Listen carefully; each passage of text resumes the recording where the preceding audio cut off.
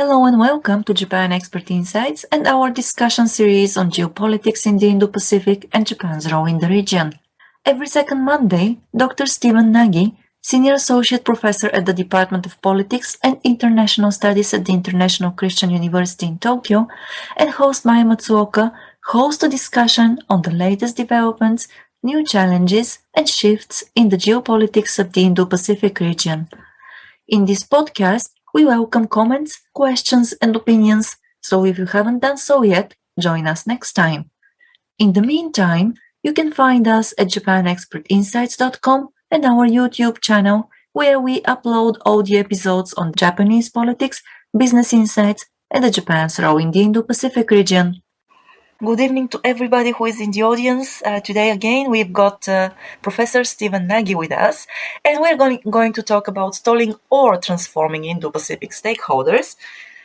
It's an interesting topic, and I don't want to keep you waiting for a long time. So, Stephen, without any further ado, let's start, and after that, let's open the floor for comments, questions, and commentaries as well. All right. Thanks, Maya. And thank you, everybody, for joining tonight. I can see quite a few familiar faces, which is always good.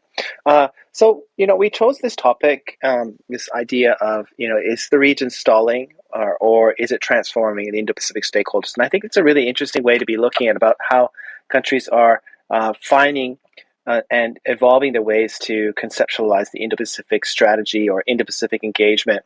And if we go back 5 or 6 years ago, it was primarily seen through the idea of security and the maritime sea lanes of communication as being critical areas of that Japan and Australia and the United States and others needed to secure. But more and more we see this Indo-Pacific region now focusing on infrastructure connectivity, inclusive development, resilience of supply chains, trade.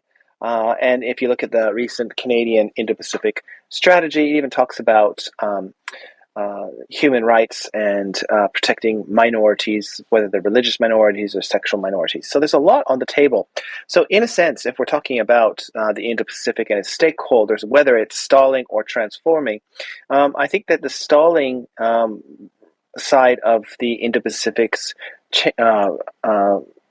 history is really more related to the fact that the positions of different countries are stalling or remaining frozen as they are trying to figure out how to balance the U.S.-China relationship, how to position themselves vis-a-vis Russia's invasion of the Ukraine, and how does this relate to their long-standing relationships with the region.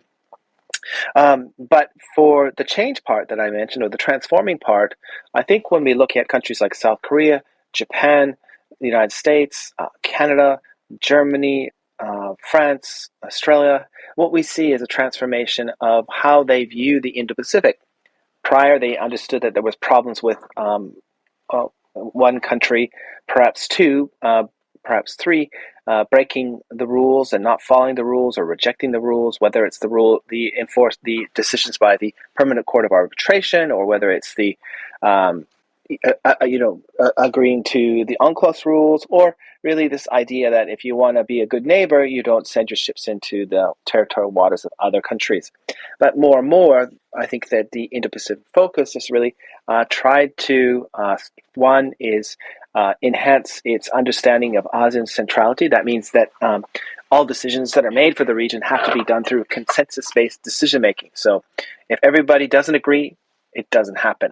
So this is something that has really taken on a certain momentum within the region.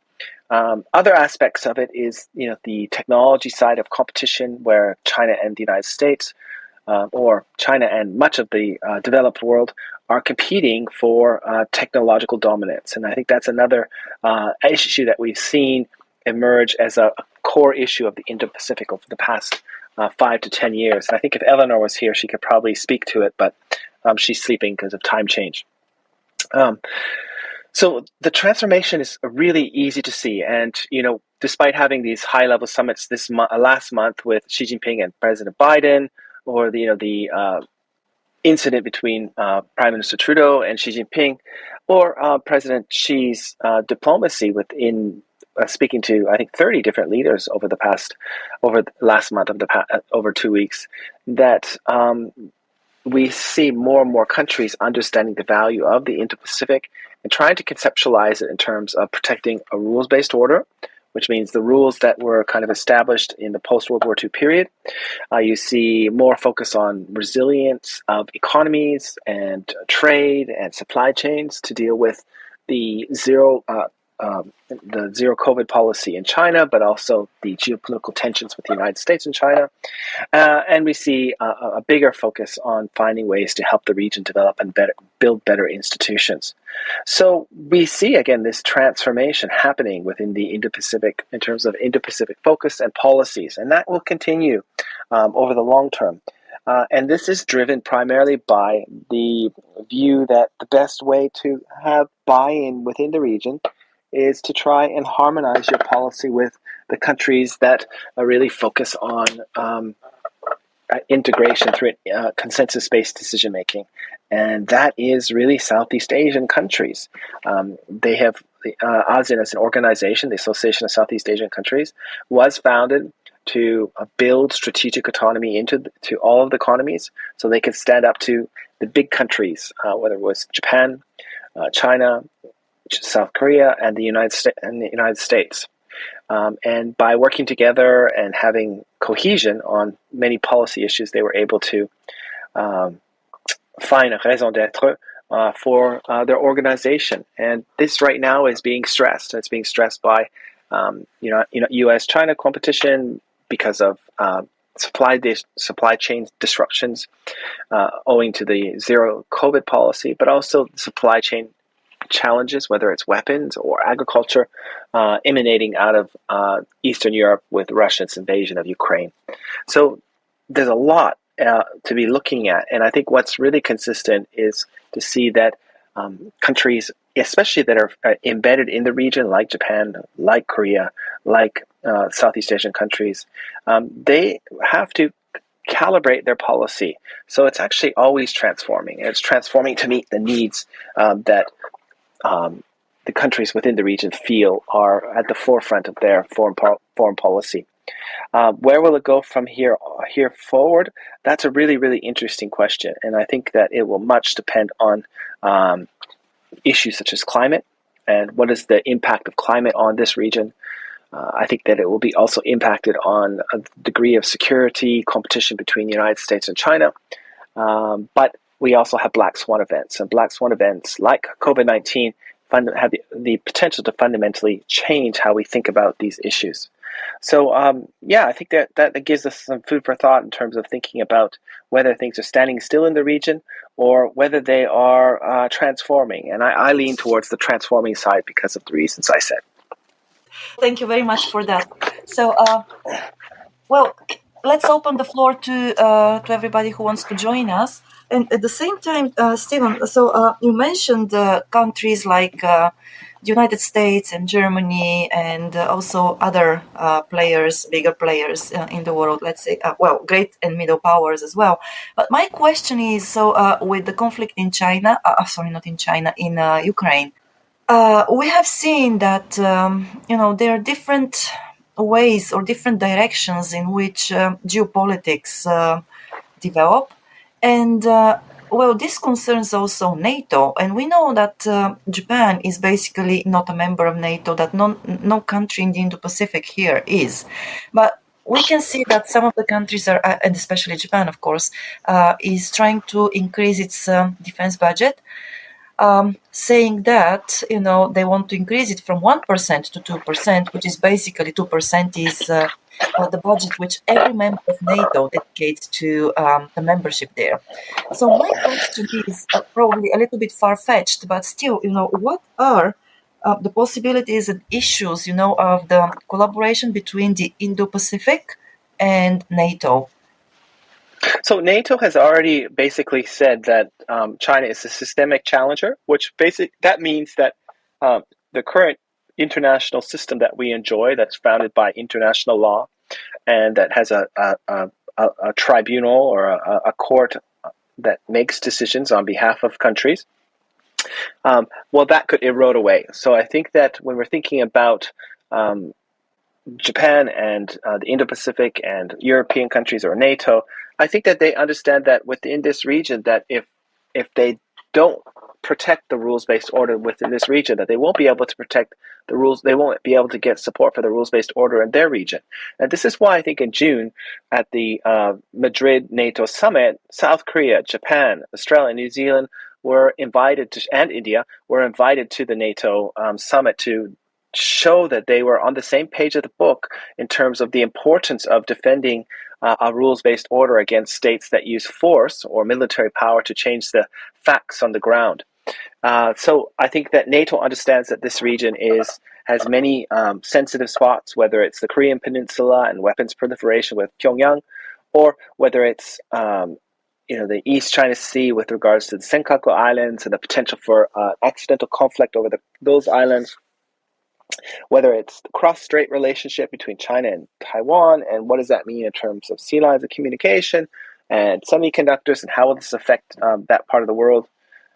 These are all really, really things that I think NATO should be interested in, because if they don't get supplies from this region, it will affect European economies and, of course, their ability to defend against their authoritarian neighbor, Russia. So I think that there's lots of rationale to be here. The question is how do you deploy your resources? How do you procure resources for this particular region, especially as it's so heterogeneous, and that European countries lack expertise to deal with the heterogeneity that exists in this region. Yeah, it looks like there are very few countries that actually have that knowledge, the know-how of dealing with the region. And even if some of them do, I think that it's more or less like that knowledge is fractured, so it's not really covering the whole region. Anyway, so my next question to you is: you mentioned that there is a transforming side, to the history, and then what is coming in the future.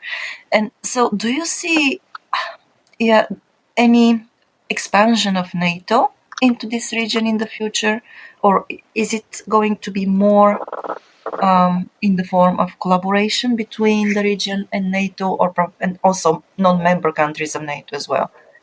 So NATO is primarily, the original members also include not only European states, but Canada and the United States, as you know. There's new members that are going to come in, Sweden and Finland, which is significant. So there seems to be an expansion. The question is though, because it's primarily centered in the cross-Atlantic relations, the question I think for Japan is, will Central European and Eastern European countries that are most at threat because of Russia, will they be willing to, cut the pie or separate the pie so that they can get, help defend East Asia? And at this stage, we really don't know. I don't think they are there yet. They want to prioritize resources in Central and Eastern Europe to dissuade Russia from further aggressive action. But the question is can they, chew gum and walk at the same time? And that means having assets in the European theater, but also assets in the Asian theater, the Indo-Pacific theater. And because the Indo-Pacific theater is so big and so wide, that I think it was probably difficult for that to happen. But that's why you have different teams and different formulas of cooperation to deal with the realities of each country's interests and capabilities. So I think in this sense, we need to just look for where the cooperation is going and what kinds of leadership exchanges are happening, and how are resources by NATO deployed in the Indo-Pacific region, if they are, to deal with Indo-Pacific problems. Also, yes, I'm asking you because to me it looks like, the countries here in this region, maybe 2 or 3 countries that haven't been following the rules-based order, actually feel that, if there is, let's say, more collaboration between the region, the other countries in the region and NATO, or maybe, a stronger presence by the United States here, so they feel threatened. And I just, once again, I'm going back, to a point that I made a couple of times ago, that the dialogue is very important, but we are not seeing really that dialogue happening at the moment between, let's say, the NATO members and also probably, China and of course North Korea. So it looks like that divide is getting wider and the gap is getting bigger. I would tend to agree with you on this. I think that the divide between China and its very few friends and the United States and its many friends is increasing and making it more difficult for building bridges. I think if you look at the United States Defense Department's paper on the Indo-Pacific, it paints a very pessimistic position about China, about people-to-people relations. So we're in a place of not necessarily the best place in terms of thinking about where foreign policy is going and how we should cooperate with each other to push back against authoritarianism. Right. At the same time, to me, at least, and probably I'm going against, the let's say the official narrative here, but what is worrying me is that we also, of course, there are authoritarian regimes and there are non-democratic regimes, there are democratic, countries and so on. But, well, what is the threat, maybe we can see some threats, from China when, of course, we saw how the Chinese government, let's say, acted against the interests of some of the Western, the global corporations. But is that the threat which we actually are feeling is there, or is there anything else that makes us, the democratic world, such a, so let's say so sensitive when it comes to countries like China and Russia and North Korea? This whole idea behind the Indo-Pacific, I think, framing is that we wanted to connect a big region, the Asia Pacific, to a rising region or a region that's risen, that's South Asia, especially India, and recognizing that most of the commerce around the world goes through the sea lanes of communication that stretch from Africa through to India, India to Southeast Asia, through the South China Sea, and up to Japan, Korea, and China. So how do we stabilize that, and how do we create a more fruitful and virtuous cycle is really at the root, I think, of many Indo-Pacific strategies, especially of middle powers. Great powers can do what they want when they want, but it's not necessarily something that I think everybody in the region would like. Speaking to your point, is I think that countries look to the Indo-Pacific region as first an economic opportunity that requires probably cooperation with many actors to be able to push through. So, for example, Canada would like to find a way to join the Regional Comprehensive Economic Partnership, but that partnership has 13 members, and those 13 members have a point of view. China and Taiwan is trying to join the TPP 11, but there's a realization that if it is welcomed to the TPP 11, it could shape and change the TPP 11. So all of these organizations that we're talking about are not necessarily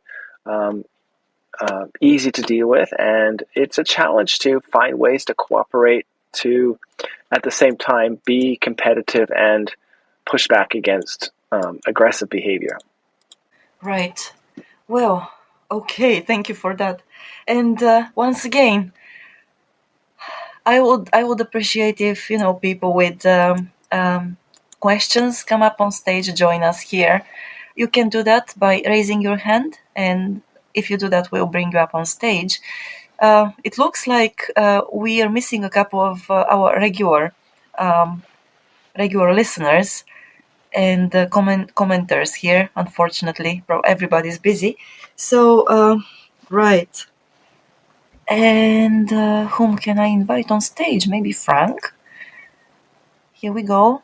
We have these rooms because of the dialogue at the end, after the briefing, because this is what makes the rooms actually more interactive. Yeah. Nobody has any views about where we're heading. Is the Indo-Pacific transforming, or is it stalling? Stalling, yeah, indeed. Good evening, and thank you for invitation. My comment is that I think everybody is still wondering which direction we are moving towards, to be honest. Because the situation right now is quite difficult to foresee, and we know some kind of hope, not hope, some kind of, everybody won't have this kind of passive frustration, but at the same time, because the future we are heading is really unforeseeable compared with 2-3 years ago, and we didn't expect Xi Jinping to be that powerful, and also we didn't expect this pandemic anyway, and based on a couple of people I've talked with, Japanese people, um, we don't want to choose between China and America, to be honest. Because, the economically speaking, we prefer doing the business with the Chinese and America. At the same time, Japan is still under American occupation anyway.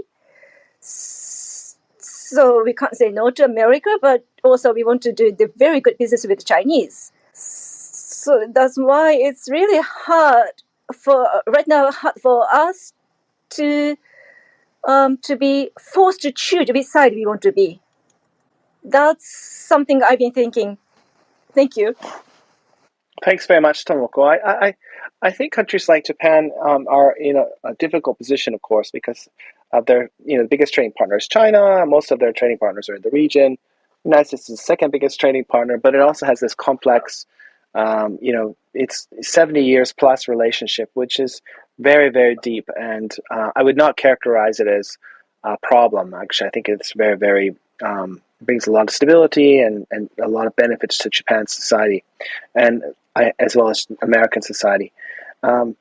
So in terms of Japan's direction, I think it's pretty clear it wants to continue to work with the United States very, very tightly to push back against the aspects of the Chinese government that they feel very uncomfortable with, whether it's human rights or lack of law or, frankly, being threatened every day. And this is something that we need to really think about.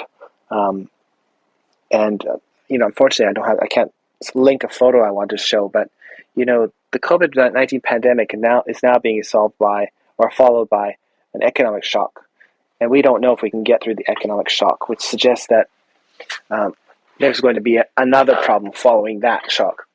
And when we think about that in the context of this region and the region's heterogeneity in terms of development, there's a lot to be concerned about where this region is going and how Japan is best placed to maximize the issues or the problems that will inevitably occur.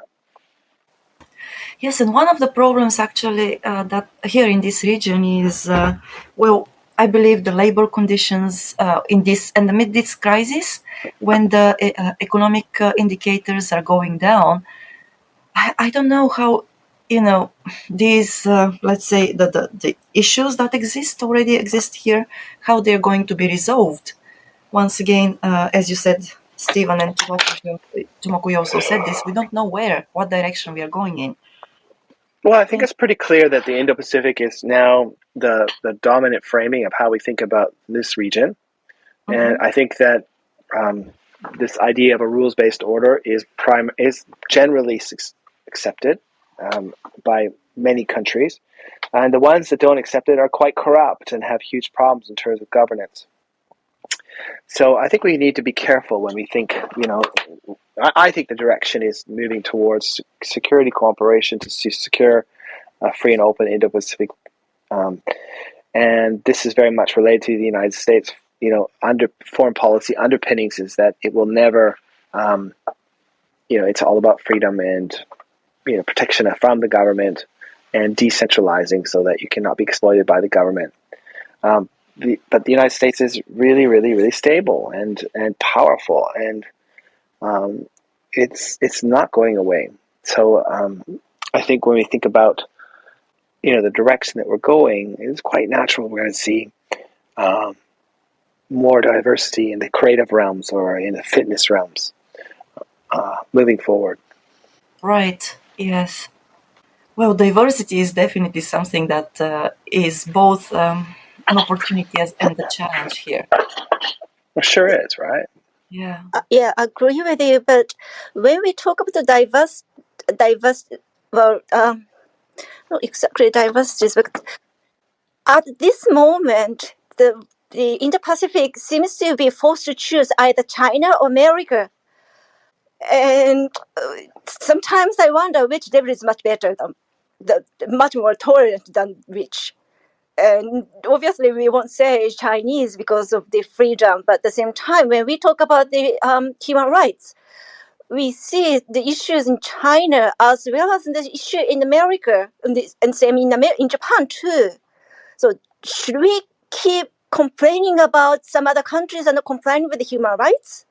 It's something that's still bothering me too, because Japan needs to solve so many human rights issues as well.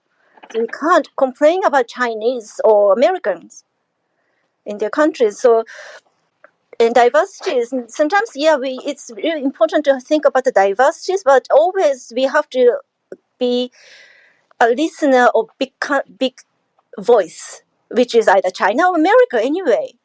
So should we still do we call other diversified societies? That's something I'm also wondering. Well, so Tomoko, I think your question is a little, if I understood it correctly, should we listen to the US or China? And I think, well, it depends what they do. That's probably the quickest answer. It depends what the choice is. And what is their track record? And I think that the United States, by and large, has a relatively good human rights track record, but it's recent, right? It's not so long ago that people of African American heritage couldn't go on the same buses as those that were Caucasian. But that's changed significantly. There's still huge racist problems in the country. But they don't try to hide those racist problems. They try to work through them. So, yeah, I think you're going to your original question, because it was about how can we, manage these two relationships, is that I think that we need to have a relationship with both countries, and we need to try and find ways to protect our countries from some of the political influence campaigns and influences on businesses. But at the same time, we need to be engaged and learn about these cultures. And when they close the doors, this is really enhances their insecurity, because we don't know what they're thinking. And this is something that I think we need to continue to think about in terms of promoting free and open societies and education exchanges, especially when things are getting really tense. And I think a country like China should welcome 100,000 non-Chinese to study in China, and a country like the United States should send a lot of students to the United States, but should continue to include the Chinese. So they learn much more about their societies, and when that happens, they have more moderate views of each other. Yes, that's certainly a great way to build mutual, let's say, understanding, and to be, yes, more moderate when it comes to bilateral relations. But I also think that we have seen it in Japan, actually. I think that, it may not be exactly, a matter of human rights, but now we know that the Japanese government is actually going to be very careful when they accept Chinese students, in certain fields, scientific fields. So maybe, that's not really, it's difficult for Japan, of course. I think that probably Tomoko's point was more like Japan cannot point fingers at China because Japan has its own issues, when it comes to personal rights and human rights and so on. But I may have misunderstood that. Tomoko, please let me know if I have just a different understanding of what you meant. No, you're completely right, and I do understand this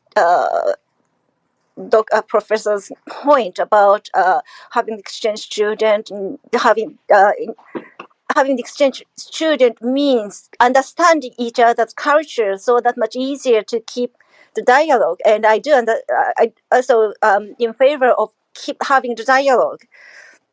But once the politics is also connected, people are still thinking about which not dynasties, hegemonies. Hegemonies. Hegemonies, yeah. Hegemonies, yes.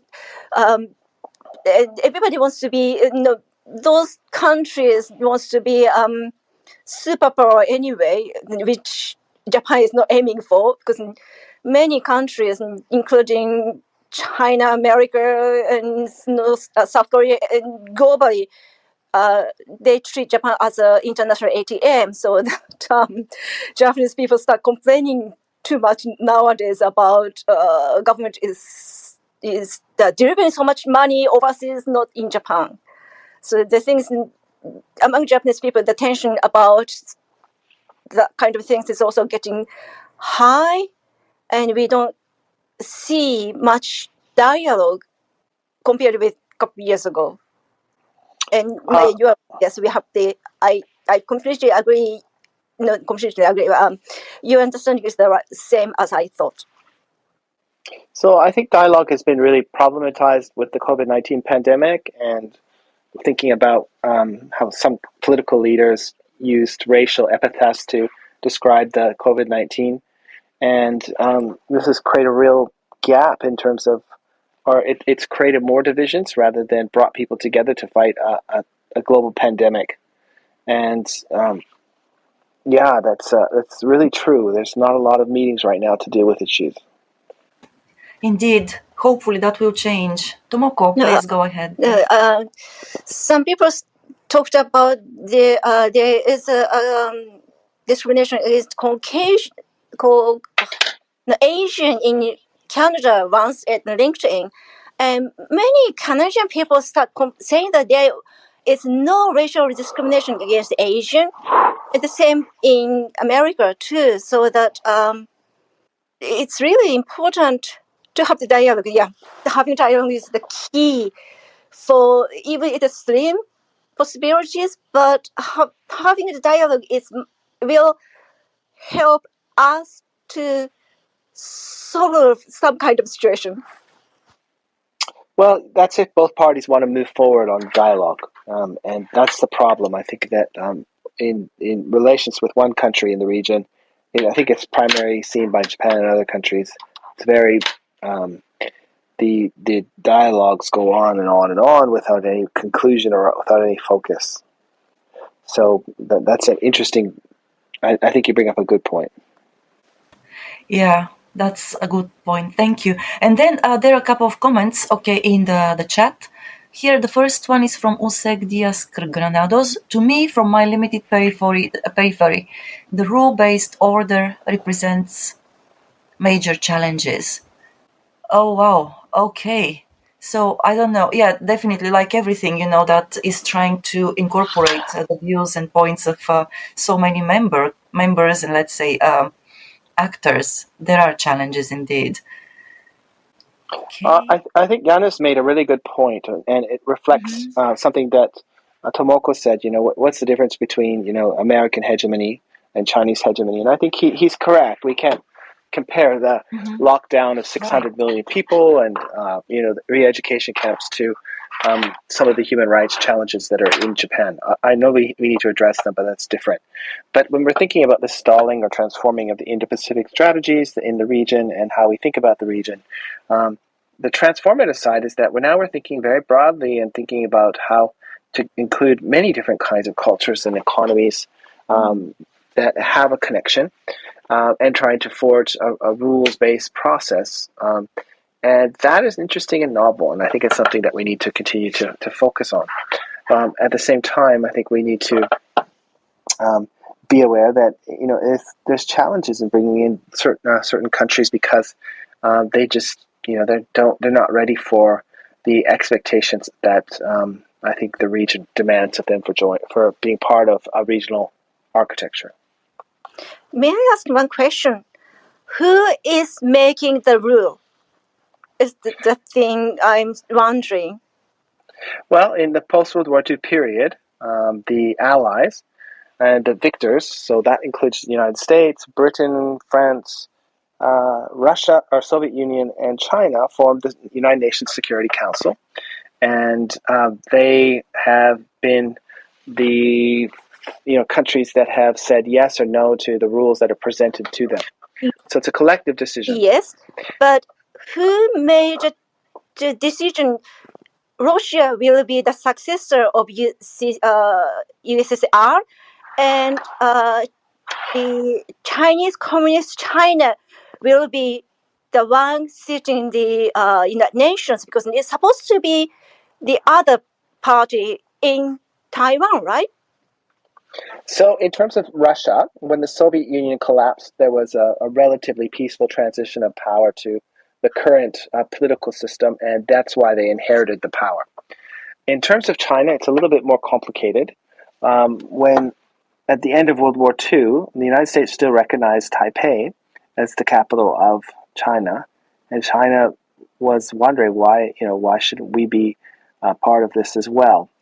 And what we saw is that the Chinese and the Russians did contribute to refining and adding value to the current rules-based order, even as they were demonstratively showing that they were saying one thing and doing another. But your question goes to who made the rules-based order, and I think it was really the developed countries that made the rules-based order, as we know. It's brought peace and stability for most of the world. It would be hard to say that they didn't provide a lot of positive things, but at the same time, the current rules-based order is really, really problematic in terms of jobs, in terms of gender issues, in terms of many things. So there's lots of things to change. And it is continuing to change and has always changed, and I think it will continue to change moving forward. Tomoko, I hope this answers your question. Yeah, but I'm still wondering. I know the historical history events about the end of the World War and Taiwan moving to the power moving to the Taiwan's Shokai to then the American president suddenly decided to change to Chinese Communist Party. So I know histories, but it means that America is the country writing the rules rather more than 5 countries who won the war.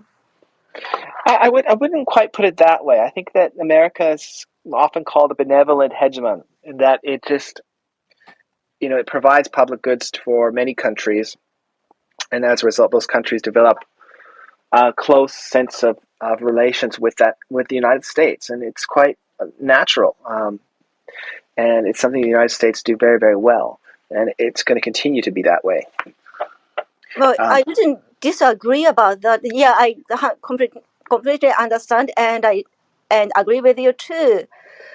But because the American superpower is getting weaker, that's why many things happen now. That's some people make a discussion about. So it means more America lose the power, more conflict occur in many areas, including the Pacific. And probably that's why Chinese managed to gain bigger power than before, so that they are making big statements compared with the country where losing the power. What we see is what we call a relative decline of U.S. power compared to others, and a relative increase of China compared to others. Remember, in the post-World War II period, the European economy was devastated. The East Asian economy was devastated. The economies that were the ones that could function were the American economy and the Australian and the Canadian economies. And because of their size, because of their efficiency, they were able to provide a lot of public goods and to facilitate rapid development. At that time, of course, China was coming out of starting its civil war. And when it started the civil war, more troubles came for its economy. But of course, in the post-Cold War II period, China has surpassed Japan in terms of economic size, and it's really developed its society, and it's doing a lot of interesting things, but also disruptive things. But it goes to the point of who made the world the order that we enjoy today. It was Europeans with the United States, and it uses concepts that are very familiar to a European mindset. So they were the ones that were, Americans were the ones that were heavily involved in constitution making and writing based on the values of the time. And I think that's why Chinese now start complaining about. Because Chinese has got their own sense of many things. Sorry, I can't remember the English terms, but a sense of rules. Yeah. And they want to rather than kind of complying with so-called international regulation, international rules. They want to start making statement about how about some rules needs to be changed, or because the Chinese is getting more powers and so on, so that their rules needs to be integrated into international regulations rather than international regulation needs to be integrated with Chinese. Chinese want to make more power for the rule making process. I think what they want to do is have influence, and if influence in terms of making laws, influence in terms of many different areas, and that's quite natural. The question is how do they achieve those objectives? Do they do it nefariously, or do they do it by open relationships? We don't know. Well, as soon as professor said you don't know, then the listener will know, including myself. Yeah. Well, we don't have all the answers. All we can do is sense the trajectory of where things are going, and I think the Chinese themselves have said that the current system doesn't represent our interests. The question is, what is China's interest? Is the party to China's interests, or is it China? And this is something we can't really ask. It's a kind of a question, right? Which is the real China, Taiwan or China, mainland China? Yeah, that's a good question, and I don't think that we have the answer for that at the moment. That's a tough one. Yeah. And probably no one wants to make a question to mainland China. Right. Well, there's especially for ethnic Chinese, there's lots of risks. Indeed. Well, so thank you very much for that. Yes, Janusz, thank you for that, for the comment in the chat, and also Useg, thank you for your comments as well.